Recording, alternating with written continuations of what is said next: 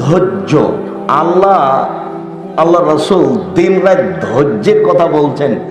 আমি নিজেও বুঝতে পারলাম না যে ধৈর্য ধরতে হবে কোথায়, কিভাবে। আল্লাহ বলছেন মুহাম্মদ সাল্লাল্লাহু আলাইহি ওয়াসাল্লাম, আপনি সুন্দর ধৈর্য ধারণ করুন। ধৈর্যের আবার সুন্দর আছে। হইচই যে লাগিয়ে দিলেন, এটা কি ধৈর্য হলো? যিনি কথা বলছেন তিনি তো শেষ করবেনই, হয়তো 2 মিনিট দেরি হচ্ছে। আর সবার কথা বলার গতি একই রকম হয় না। ধৈর্যের পরিচয় দিতে হবে, সুন্দর ধৈর্য। বড় ছেলে মারা গেছে, খুব কান্নাকাটি করলেন কয়েকদিন, তারপরে বলছেন যাক আল্লাহর মাল আল্লাহ নিয়েছে, একটু ধৈর্য ধারণ করি। এটি কি সুন্দর ধৈর্য হলো? কেউ আমাকে মেরেছে, আমার জমি দখল করে নিয়েছে, খুব গালি দিলাম, মামলা করলাম, জয় হতে পারলাম না, তখন বলছে যে যাক ধৈর্য ধারণ করি।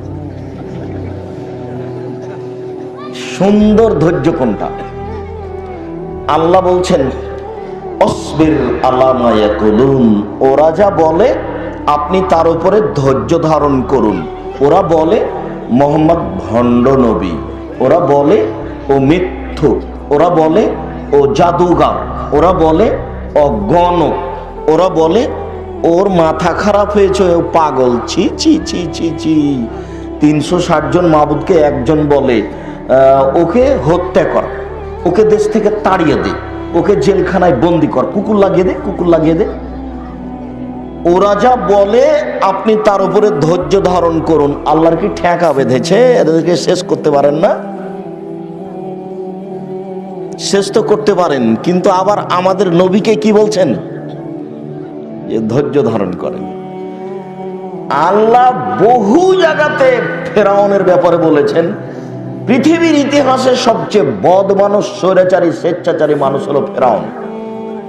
আমি যখন ফেরাউসের লাশের চতুর্দিক দিয়ে ঘুরছিলাম, কিছুদিন আগে আমি মিশর গেছিলাম, তখন আমি বারবার ফেরাউনের কথাগুলি ওখানে বলছিলাম। ফেরাউন একদা বলছে মোসাকে,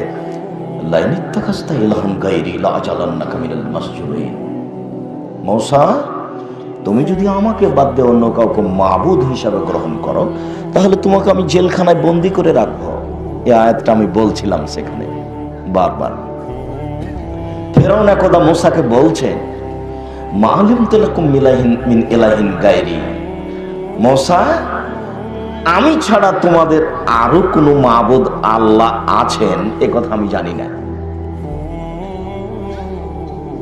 ফেরাউন মূসা আলাইহিস সালামকে বলেছিল, আনা রাব্বুকুমুল আ'লা, আমি হচ্ছি সবচেয়ে বড় আল্লাহ, প্রতিপালক।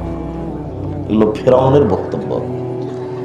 ফেরাউনের ব্যাপারে আল্লাহর পক্ষ থেকে একটা বক্তব্য আছে, যে বক্তব্য আল্লাহ পৃথিবীর কোন মানুষের ব্যাপারে বলেননি। অনেকে আল্লাহ বলে দাবি করেছে, Charles Darwin, Hume, Hegel, Lenin, Karl Marx, Engels, আব্রাহা, আবুলাহ, আবু জাহল, দাকিয়ানুস, ডিকেটিস, সিক্রেটিস, নমরুদ, ফেরাউন, সাদ্দাত, কারুন, অনেকেই আল্লাহ বলে দাবি।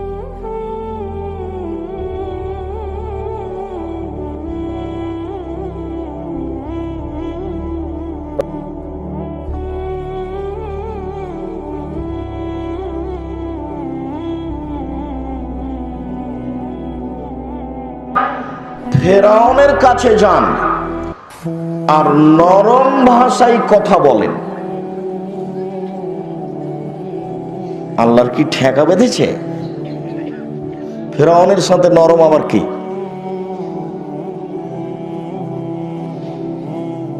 ধৈর্যের পরিচয় দিতে হবে।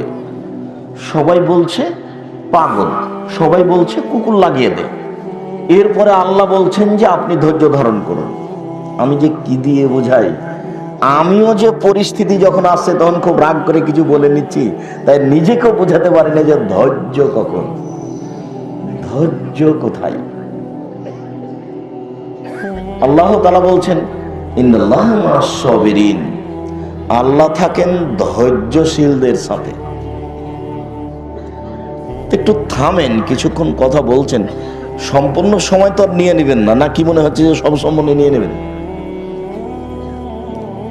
শুকরিয়া, জাযাকুমুল্লাহ খায়ের। আপাতত আপনাদের সাথে আমি এই বিষয়ে কথা শেষ করলাম। জরুরি প্রয়োজন হলেও কিছুক্ষণ স্থান ত্যাগ করবেন না। জাহান্নামের পরিচয় মহান আল্লাহ বলেন, হাদিহি জাহান্নামুল্লাতী কুনতুম তুআদুন ইসলাহাল ইয়াওমা বিমা কুনতুম তাকফিরুন। এটাই হচ্ছে সেই জাহান্নাম, যে জাহান্নামকে তোমরা অস্বীকার করছিলে, বলছিলে জাহান্নাম আবার কোথায়, কবে জাহান্নাম, এইটা আবার কি, এইটাই সেটা। এখন তোমরা এতে প্রবেশ করো, এ কথা আল্লাহ বলছে। এই সেই জাহান্নাম যাকে তোমরা অস্বীকার করছিলে, এখন তাতে প্রবেশ করো। এটা আল্লাহ বিচারের মাঠে বলবেন। আল্লাহ তাআলা বলেন, হাজিহি জাহান্নামুল্লাতী কুনতুম তুআদুন হাজিহিন নারুল্লাতী কুনতুম বিহা তুকাজ্জিবুন। এইটাই সেই জাহান্নাম, যে জাহান্নামকে তোমরা অস্বীকার করছিলে। আসিহরুন হাজা আম আনতুম লা তুবসিরুন। আচ্ছা, এটা কি তোমরা জাদু মনে করছো নাকি? আল্লাহ বলছেন জাহান্নামকে সামনে ধরে, কি ব্যাপার, তোমরা কি এটাকে জাদু মনে করছো যে এটা জাহান্নাম নয়? এটা আল্লাহ এমনি জাদু হিসেবে আমাদেরকে দেখাচ্ছে। এইটা কি তোমরা জাদু মনে করছো, না তোমরা আসলে দেখতেই পাচ্ছ না? দেখো তো, এইটা এইটা এইটা জাহান্নাম আমি যে তোমাদের সামনে তুলে ধরেছি, তা তোমরা কি এটা কি জাদু মনে করছো নাকি? না তোমাদের কি ধারণা? এরপর আবার বলছেন, ইসলাউহা, প্রবেশ করো, ইসলাউহা, প্রবেশ করো, ফাসবিরু, ধৈর্য ধারণ করো, আওলা তাসবিরু, জাহান্নামের ধৈর্য ধারণ করো না। করলেই কি আর না করলেই কি, সাওয়াউন আলাইকুম, তোমাদের জন্য সমান। ইন্নামা তুজজাউনা মা কুনতুম তাকফুরুন মা কুনতুম তা'মালুন। এটা হচ্ছে ওই কাজের বিনিময় যে কাজ তোমরা করছিলে। এটা হলো ওই কাজের বিনিময় যে কাজ তোমরা করছিলে। উপস্থিত বৈঠকের বোমকে আমি শতবার নিষেধ করেছি যে পোশাক পরিবর্তন করেন। কথা বলছো কেন, শরম হয় না? আমি এখানে কথা বলছি, তারপরে আপনি কথা বলেন কেন? চুপ থাকেন। জাহান্নাম যখন আল্লাহর নবী দেখবেন, তখন বেশিরভাগ জাহান্নামে মহিলা দেখবেন। জাহান্নাম মানে মহিলা, জাহান্নাম মানে মহিলা। আল্লাহ রাসূল বলছেন, সিনফানে মিন আহলিন নার লাম আরাহুমা, দুই শ্রেণীর মানুষ আছে জাহান্নামী, আমি তাদের দেখিনি। দুই শ্রেণীর মানুষ আছে জাহান্নামী, আমি তাদের দেখিনি। আল্লাহ নবী বলছেন, দুই শ্রেণীর মানুষ আছে জাহান্নামী, আমি তাদের দেখিনি। এক কওমুন মাহুম সিয়াতুন, এক শ্রেণীর মানুষ, তাদের হাতে থাকবে লাঠি, কাজ নাবিল বাকারে, গাভীর লেজের মতো, যার এক দিক মোটা আর এক দিক চিকন। ডিএজি সাহেব তো পুলিশ ডিপার্টমেন্টের মানুষ, ওনাদের হাতে লাঠি থাকে। আমি কাউকে খাস করিনি, তবে এক শ্রেণীর মানুষ, তাদের হাতে থাকবে লাঠি, গাভীর লেজের মতো। হাদিস বুখারী মুসলিম। গাভীর লেজের একদিক মোটা, একদিক চিকন। ইয়াজরিবুনা বিহান নাস, তা দিয়ে তারা মানুষকে মারবে। আজকে অশিক্ষিত মূর্খ ছেলেগুলি শিক্ষার নামে কলেজ বিশ্ববিদ্যালয়ে গিয়ে দল করে, মারামারি করে। বেটা পড়া বুঝে? পড়া কাকে বলে ওইও বুঝে না, আর বাপও বুঝে না, আর জাতিও বুঝে না। আর জাতি বুঝলে খাম্বা, সিমেন্ট মাটির তৈরি খাম্বাকে সালাম করে, আর জাতিও বুঝে না।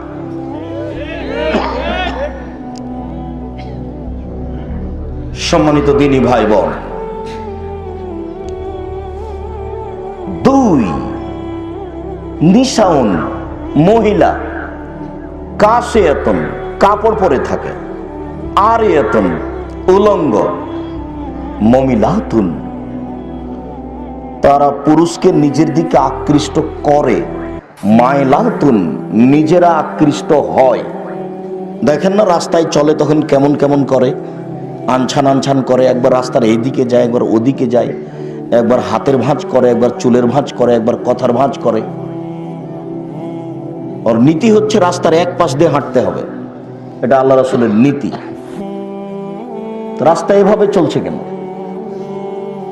রাসূল সাল্লাল্লাহু আলাইহি সাল্লাম যেভাবে বলেন, মনে হচ্ছে যে আপনাদের এসব শিক্ষা প্রতিষ্ঠান, কলেজ, বিশ্ববিদ্যালয়, রাস্তাঘাট, হাট বাজার আল্লাহ রাসূল এভাবে দেখে দেখে বলছে।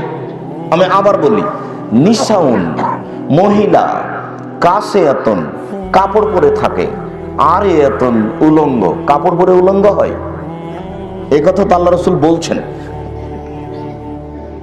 পোশাক হতে হবে ঢিলা ঢালা, যা পরবে সেটা ঢিলা ঢালা হতে হবে।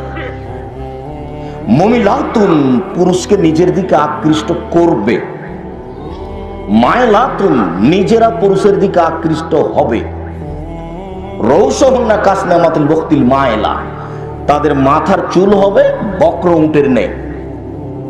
কত যে ভাঁজ করে মাথার চুল সাজিয়ে রেখেছে, কেউ ছোট করে বড় করে, তার কোনো হিসাব নেই। লায়াদখুলুল জান্নাহ ওরা জান্নাতে যাবে না, জান্নাতে তো যাবে না, যাবে না জাহান্নামে যাবে। ওয়ালা ইয়াজিদনা রিহাহা জান্নাতের গন্ধ পাবে না, যে গন্ধ 1 বছরের দূরত্ব পথ থেকে পাওয়া যায়। আমি অনুবাদক, হাদিস মুসলিম। এটা জাহান্নাম। সম্মানিত দ্বীনি বোন, আপনাকে অনুরোধ করছি, এখানে আপনার সাথে একটা পরামর্শ থাকলো। এত তাড়াতাড়ি চলে যাচ্ছেন কেন, আর আগে চলে গেলেন কেন বাড়ি? ডক্টর মুসলিউদ্দিন সাহেবের বক্তব্য বুঝতে পারছেন, উনি উচ্চ শিক্ষিত মানুষ, বক্তব্য উচ্চঙ্গের হবে, এটাই স্বাভাবিক। আপনাকে একটু ধৈর্য ধারণ করতে হবে না? আসলেন আর ঢং ঢং করে বাড়ি চলে গেলেন। রোজ হয় এই প্রোগ্রাম, প্রতিদিন হয়। 1 বছর পরে আজকে এসেছি, গল্প করতে করতে আসলেন আর গল্প করতে করতে চলে গেলেন বেঢঙ্গার মতো। একটু হুঁশ বুদ্ধি নেই? স্বামী কিছু বলেনি, বাপ নেই, বাপ একটু হুঁশ বুদ্ধি দেয় না? বাপের একটু হুঁশ থাকা দরকার। রাসূল সাল্লাল্লাহু আলাইহি ওয়াসাল্লাম বলছেন, মান ওয়ালাদাহু ওয়ালাদুন যার ছেলে মেয়ে জন্ম নেই, ছেলে হোক মেয়ে হোক, ফাল ইহসান ইসমহু আদাবাহু নাম একটা সুন্দর রাখতে হবে, শিষ্টাচার একটা সুন্দর দিতে হবে। আম্মু মাঝামাঝিতে সিঁথি কাটো, বাম দিকে করেছো কেন? ওটা ওর বাপে বলবে। এ কথা আল্লাহর নবী বলছেন, আমি বলিনি। ওর বাপে বলবে, আম্মু রাস্তার এক পাশ দিয়ে হাঁটিও, ধীরে যাওয়া। এটা ওর বাপে বলবে, আমি বলিনি। আপনাকে বলছি, আপনাকে আমি অনুরোধ জানাচ্ছি, আজকের পর থেকে আপনার মেয়ে যেন এভাবে রাস্তায় না চলে। কাপুরুষী দেখে জান্নাত কেনার চেষ্টা করবেন না, জান্নাত পড়ে নেই। মেয়ের কারণে আপনাকে জাহান্নামে যেতে হবে, কথাই ঠিক। জাহান্নাম আপনার জন্য অপেক্ষা করছে, আপনার জন্য এসেছে, মনে কিছু নেবেন না। আপনাকে খুব ভালোবাসি, বক্তব্য শুনতে এসেছেন কেন, 2-1টা কথা মনে রাখেন, এই জন্য। আমি বলিনি। মুহাম্মদ সাল্লাল্লাহু আলাইহি ওয়াসাল্লাম বলছেন, যার ছেলে মেয়ে জন্ম নিয়েছে সেজন্য একটা সুন্দর নাম রাখে আর একটা শিষ্টাচার শিখিয়ে দেয়। কোনটা শিষ্টাচার? আপনার মেয়ে তো ভাতও তুলে দিতে জানে না, হ্যাঁ হ্যাঁ করে হাসছে আর বলছে, ভাইয়া আসো, ভাইয়া খেতে দিয়ে আসো। এটা কোনো ঢং হলো? এটা কেন, এটা কেন হবে? আসেন আব্দুর রাজ্জাক সাহেব, আসেন, এইটা আমার মেয়ে মাস্টার ডিগ্রি পাস করেছে। আরে আশ্চর্য, এটা বাপ হলো নাকি? আপনি আমার মেয়ে, আপনার মেয়েকে ভাবে আমাকে দেখাচ্ছেন কেন? আপনি আমার বাসায় বছর বছর থাকলে আমি দেখাবো না, আপনি দেখতেও পাবেন না ইনশাআল্লাহ। আমি তো 6 মাস সময় দিয়েছি। সরিষার সম পরিমাণ পর্দার ব্যতিক্রম দেখা দিলে জাতির সামনে কথা বলবো না। বাসার নাম মেহমানখানা, যাবেন থাকবেন খাবেন, 2 মাস 1 মাস কোনো কথা নয়। বাড়ির নামই আমার মা রেখেছে মেহমানখানা। কাল যান পরীক্ষা করে দেখেন। আমি আপনাকে বলছি, আমি আমার জন্য কিছু বলিনি। বাসায় গেলাম আপনার, আপনি আপনার মেয়েকে আমাকে দেখাচ্ছেন কেন? এ কোন ধরনের স্বভাব, এ কোন ধরনের হুচলামি, এ কোন ধরনের বোকামি? জাহান্নামকে জোর করে যেতে চাচ্ছেন না কোনো নিয়ম কারণ আছে? কিন্তু আশ্চর্য হিসাব। আচ্ছা, এই মানবতা আপনার কিভাবে এটা আসলো? বুঝলাম না কিভাবে এত নিচে নেমে গেলেন। শিষ্টাচার কাকে বলে আমাকে বুঝাতে হবে, আপনিও জানেন। আল্লাহ নবী বলছেন, সুন্দর নাম রাখলো, শিষ্টাচার শেখালো। ফাইজা বালাগা, ছেলে মেয়ে যখন বড় হয়ে গেল, ফলে ইজব্বে জহু, বাপে তার বিবাহ দিয়ে দিল। ফাইজা বালাগা, ছেলে মেয়ে যদি বড় হয়ে যায়, অলাম ইজব্বে জহু, বাপে যদি বিবাহ না দেয়, ফাইন আসামা ইসমান, ওই ছেলে মেয়ে যদি কোনো পাপ করে, ফাইনামা ইসমহল আবিহে, সেই পাপ তার বাপের হবে। আমি অনুবাদক, আমার কিছু করার নেই। 1450 বছর পূর্বে মোহাম্মদ সাল্লাল্লাহু আলাইহি সাল্লাম এইভাবে বলেছেন, আমি আরবি থেকে আপনাকে বাংলা করে শোনালাম। আমি যদি আর বক্তব্য না দিই, এই হাদিস অনুবাদ করে আজকে চলে যাই, তাহলে যত পয়সা খরচ হয়েছে আর আমাদের আশা, আপনাদের আশা সব যথেষ্ট। আর এ আমার কোনো ব্যক্তিগত কথা নয়, আপনার উপরে আমার কোনো ক্ষোভ নাই, কোনো দুঃখ নাই। আপনি এসেছেন একটু শুনবেন, মানবেন, এটা আমার অনুরোধ। নিজে কিছু করতে পারছি, এদেশের যুগ পরিবেশ পরিস্থিতি খুব কঠিন। মানুষজন যে টাকা পয়সা কিছু দিচ্ছে আমার হাতে, না বলাতেও এইটুকুই বিচারের মাঠে জবাব দিতে পারবো কিনা, তাই আমি চিন্তা ভাবনার মধ্যে আছি। দেখুন, নিজে কিছু করছি, এর ভিত্তিতে বিচারের মাঠে টিকতে পারবো এটা মনে হয় না। মনে হচ্ছে যে আপনারা মানলে, আপনারা যদি এক একটু আমল করেন, সেখান থেকে আমি যদি এক একটু পাই, এইটুকু দিয়ে যদি কিছু টিকতে পারি, এইটা এ আশাই পড়ে আছে। এখন আপনি যদি উঠে চলে যান, তাহলে আমার তো খুব কষ্ট হবে। আপনি একটা মহিলা মানুষ, এই ফুলবাড়ি এটা, তাই না? 2 কিলোমিটার 5 কিলোমিটার দূর থেকে এসেছেন, চলে গেলেন কেন? রোজ তো রাত 12টা 1টা 2টা পর্যন্ত টিভি নিয়ে বসে থাকেন, আজকে গেলেন কেন? কোন শরমে গেলেন? যাবেন কেন? আর আপনাকে বলছি, আপনার এরকম মেয়ে হবে কেন, এরকম স্ত্রী হবে কেন? আপনাকে এই বৈঠকে আমি কয়েকদিন বলেছি, কয়েকবার হচ্ছে, যে স্বামী হলে 5টা জিনিস লাগে। স্বামী হলে 5টা জিনিস লাগে। এক, আমি অনুবাদক, আল্লাহ রাসূল বলছেন, ফাকসুহা মাক্তাসাইতা, যে মানের কাপড় পরো তুমি, সে মানের বউকে পরাবা। আতেমা মাতা এমতা, যে মানের খাও তুমি, বউকে সে মানের খাওয়াবা। অলা তুকাব্বে, বউকে কখনো কটু কথা বলবা না। ও হচ্ছে শান্তির জিনিস, ও হচ্ছে তৃপ্তির জিনিস, ওকে মারতে হয় না। ও যে তৃপ্তির জিনিস, এ কথা আমি বলিনি, এ কথা আল্লাহ বলছে। আল্লাহ বলছেন যে আমি ওকে সৃষ্টি করেছি লেতাসকুনু ইলাইহা, তুমি যেন সেখানে শান্তি পাও, তৃপ্তি পাও। পৃথিবীর কোনো বাড়ি ঘর, বিল্ডিং, খাদ্য পানি, কোনো জায়গাতে তৃপ্তি নাই। এখানে যত তৃপ্তি আছে, এ কথা আল্লাহ বলেন, আমি বলিনি। তো তাকে কটু কথা বলবেন কেন? টাকা দিতে দেরি করলে তাকে পিটাবেন, বাড়ি থেকে বের করে দিবেন, শ্বশুরের কাছে টাকা যাবেন। এই যে বোকা ছেলে, শ্বশুরের কাছে টাকা চাও কেন? তোমাকে আমি ভিক্ষা করে খেতে বলেছি। ভিক্ষা করে খেতে বলবো কেন? পৃথিবী অনেক বড়, শেষ পর্যন্ত আমি তোমাকে মানুষের বাড়িতে কাজ করে খেতে বলেছি।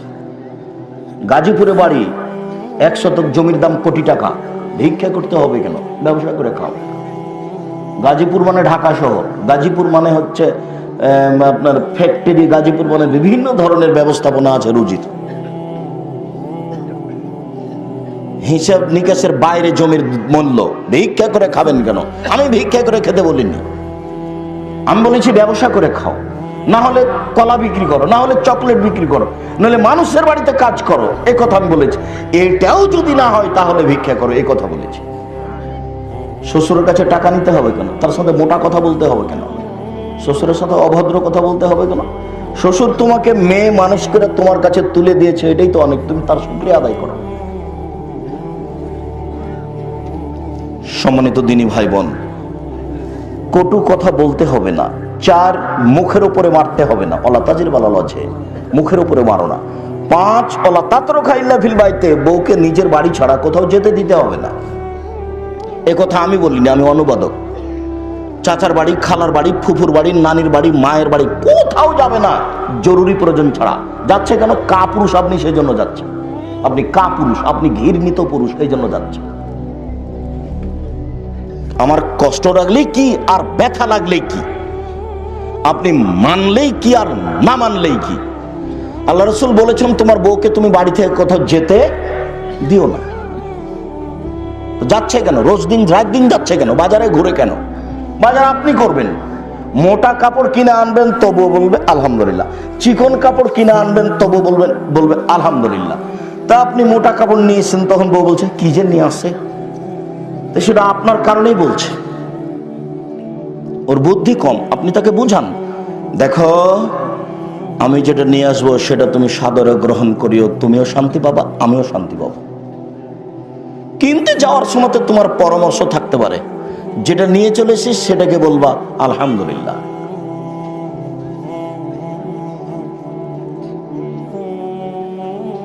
দুইজন মিলে সুন্দরভাবে নরম হয়ে পরস্পরে ভদ্রতা বজায় রেখে সংসার করবেন।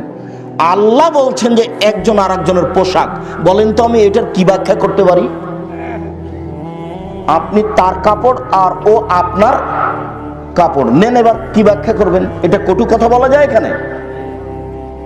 এই বউ এই বাড়ি সে বাড়ি যেতে পারে, এই বউ হাটে বাজারে ঘুরতে পারে, এগো আমি বলিনি, এ কথা আল্লাহ বলছেন যে একজন আর একজনের কাপড়, একজন আর একজনের পোশাক।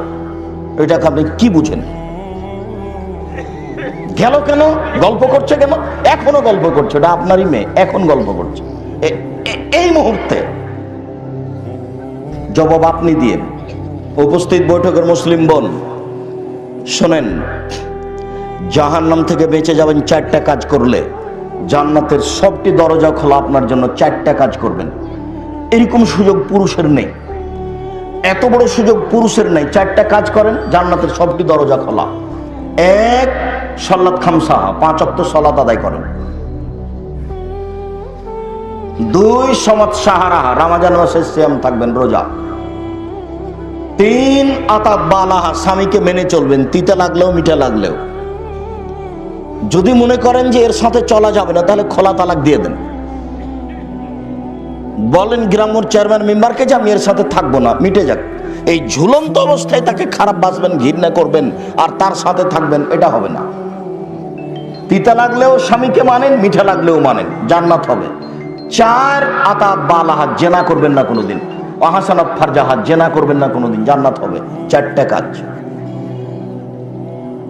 1, 5 ওয়াক্ত সালাত। 2, রমজান মাসের রোজা সিয়াম। 3, স্বামীকে মেনে চলা। 4, জেনা না করা। জান্নাতের 8টি দরজা খোলা। এ কথা আমি বলিনি, এ কথা মুহাম্মদ সাল্লাল্লাহু আলাইহি ওয়াসাল্লাম বলেছেন। জাহান্নাম, মহান আল্লাহ বলেন